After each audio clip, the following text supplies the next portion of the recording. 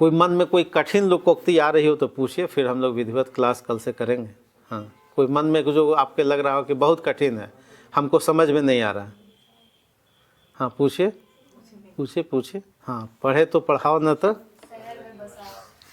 यही है, 2 सेंटेंस है ना। शहर में बसाने का क्या मतलब, पढ़ने का मतलब क्या है, पढ़ने का क्या मतलब बताइए। पढ़ने का तो कई सारा मतलब है, और शहर में बसाने का भी कई मतलब है। नहीं, शहर में बसाने का मतलब एक तो मतलब है कि मुख्य धारा में लाइए उसको, अर्थ से जोड़िए उसको, स्वरोजगार से जोड़िए उसको। नहीं, यानी अब परिवेश से बांध के, इसलिए कहा जाता है कि बेटा और लोटा मांझने से ही निखरता है, सुना होगा भाई। बाहर जब तक नहीं जाएगा तो कैसे उसको कैसे समझ में आएगा, तो फिर कुएं का ही रह जाएगा वो।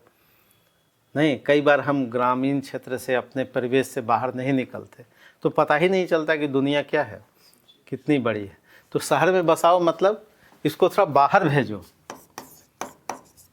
बाहर भेजो, दुनिया देखेगा तो फिर वो क्या करेगा, अपना अपना अपना किस लिए वो है, थोड़ा अर्थ कमाएगा, थोड़ा रोजगार से जुड़ेगा। लेकिन सबसे पहले क्या है, सबसे पहले इस पर, अगर पढ़ता है तो सबसे पहले क्या करो, पढ़ाओ। चूँकि शिक्षा ही क्रांति का अग्रदूत है, शिक्षा है तो सब मिल जाएगा, एजुकेशन है तो कुछ भी पाने की जरूरत नहीं, यही बेसिक सोर्स है। ये है तो सबके द्वार खुल जाएंगे, कोई ऐसा द्वार नहीं है जो बंद रहेगा। तो सबसे पहला काम क्या है, पढ़ाना। लेकिन अगर वो नहीं पढ़ता हो, अगर उसकी रुचि ना हो, तब उसको कहाँ करो, तो फिर कहाँ भेजो, शहर में भेजो। मतलब एक तो नगरीकरण से है और दूसरा चुनौतियों से है। जो शहर का मतलब यहाँ क्या है, जो अपने जो समाज की जो चुनौतियाँ हैं उसको झेलने के लिए कहो, यानी आत्मनिर्भर बनाने के लिए कहो, है ना। तो पढ़ना सबसे पहले जरूरी है। और पढ़ना का मतलब, पढ़ना भी कई तरीके का है। पढ़ाना एक तो आंतरिक है,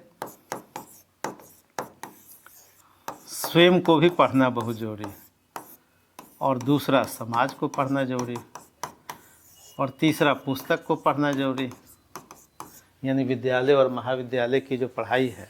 एक तो ये है सांकेतिक पढ़ाई, लेकिन इसके साथ साथ फिर क्या है कि सेल्फ को भी पढ़ना जरूरी है। इसलिए कहा जाता है कि हमेशा पढ़ो, समय मिले तो किताब, और समय न मिले तो किसी का चेहरा, नहीं किसी का अनुभव, एक्सपीरियंस, वही तो पढ़ना है। केवल कई बार लोग किताब ही पढ़ते रहते हैं, उनको व्यवहारिक ज्ञान नहीं होता, है ना। तो पढ़ना समाज भी है, पढ़ना धर्म भी है, पढ़ना दर्शन भी है। पढ़ना इसलिए कहा गया कि जो राजनीति और अर्थनीति नहीं जानता वो आधुनिक होने का क्लेम नहीं कर सकता।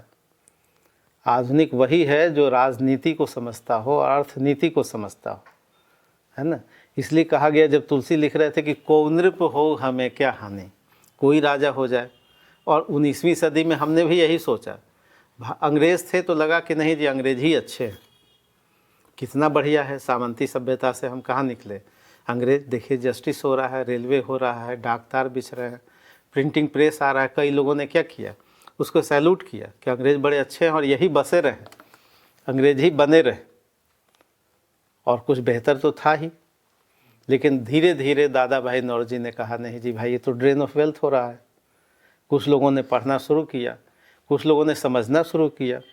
राजा राम मोहन राय ने पढ़ना शुरू किया कि भाई वो भी अच्छे हैं और हमारी भी कुछ बातें अच्छी हैं, लेकिन हमारे यहाँ खराब बातें भी हैं। सती प्रथा देखिए, हमारे यहाँ जो सामाजिक बुराइयाँ, तो हम पहले कहाँ झाड़ू लगाएं, पॉलिटिक्स में बाहर कि अपने अंदर। और इसलिए सामाजिक धार्मिक सुधार आंदोलन शुरू हुआ, ये अपने अंदर झाड़ू लगाने की बात थी, है ना। आर्थिक जागरण बाद में होगा, पॉलिटिकल जागरण बाद में होगा। पहले सामाजिक में आपने पढ़ा होगा कि सामाजिक और धार्मिक स्तर पर हमारे जो कमियां थी उसको सुधारा गया। तो पढ़ने की दिशा आंतरिक भी है और बाह्य भी है, और बाह्य में बहुत सारी चीज़ें हैं, जिसमें से एक तो जो हमारा जो सांकेतिक जो हम कह सकते हैं, जो नर्सरी से लेके हम पढ़ते हैं, वो भी एक पढ़ने का रूप है। अगर ये सब नहीं हो रहा है तो समस्या भी तो पढ़ाता है, समस्याएं भी पढ़ाती हैं, समाज भी पढ़ाता है, नगर नीति भी पढ़ाती है, अर्थनीति भी पढ़ाती है। अगर पढ़े तो पढ़ाओ, नहीं तो कहाँ बसाओ। शहर में भेजो उसको, लोगों के बीच भेजो। तो शहर का मतलब यहाँ क्या हुआ कि भाई घर में परिवार में केंद्रित मत रहो, बच्चे को कहाँ भेजो, थोड़ा बाहर ठेल के भेजो, जाओ देखो दुनिया देख करके आओ। क्लियर हुआ।